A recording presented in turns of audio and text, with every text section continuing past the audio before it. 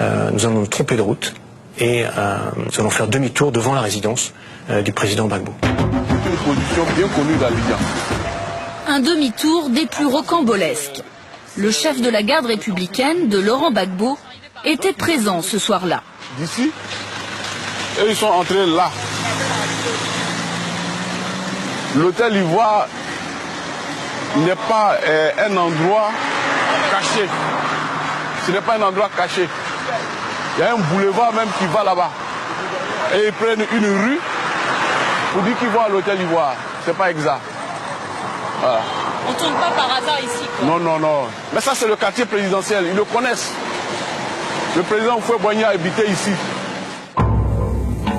Une colonne de 70 véhicules, dont une trentaine de chars, en pleine nuit, au bout de cette route que l'on emprunte difficilement par hasard, juste aux portes de la résidence du président ivoirien.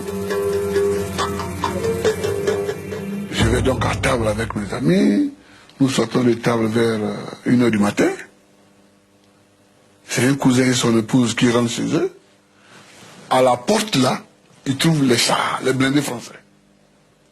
35 blindés. Ils reviennent rapidement. C'est Laurent, tu es encerclé par les chars français. Et lorsque j'étais devant la résidence et qu'on a fait demi-tour, moi j'étais profondément catastrophé parce que je mesurais ce que ça pouvait susciter comme inquiétude et comme erreur d'interprétation. Vous avez eu des explications par la suite? Je n'ai eu aucune explication. Enfin, j'ai eu une explication, mais elle est tellement ridicule que je ne sais même pas s'il faut la dire aux Français qui m'écoutent. Les gens, ils ont dit qu'ils se sont perdus. Qu'en fait, ils allaient à l'hôtel Ivoire pour essayer de protéger les Français qui sont là-bas, et qu'en chemin, ils se sont perdus. Enfin, je veux dire que si ce n'est pas la moquerie, je ne sais pas quel mot il faut utiliser. Une histoire abracadabrantesque qui alimente la confusion. À Abidjan, elle attise la haine de la France. Alors que le président ivoirien s'affiche dans les rues pour montrer qu'il est toujours bien à la tête de l'État, le général Poncet, lui, s'efforce d'apaiser les tensions.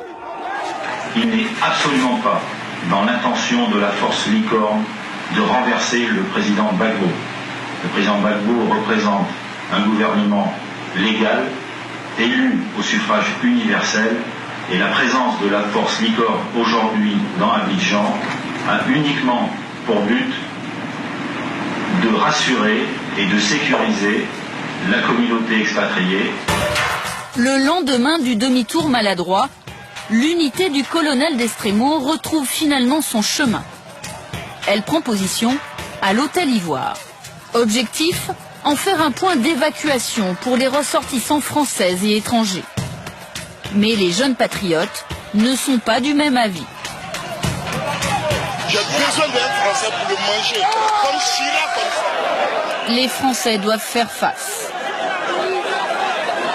La foule, massée devant l'hôtel, se fait de plus en plus pressante.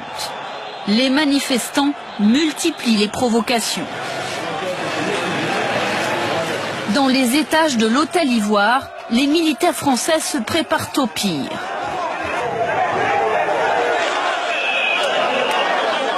Et soudain, les tirs éclatent.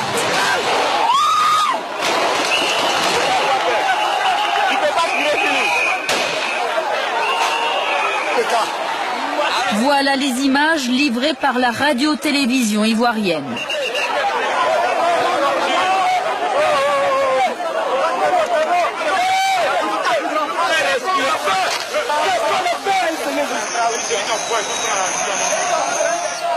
Concernant les morts de l'hôtel Ivoire, aucun bilan officiel.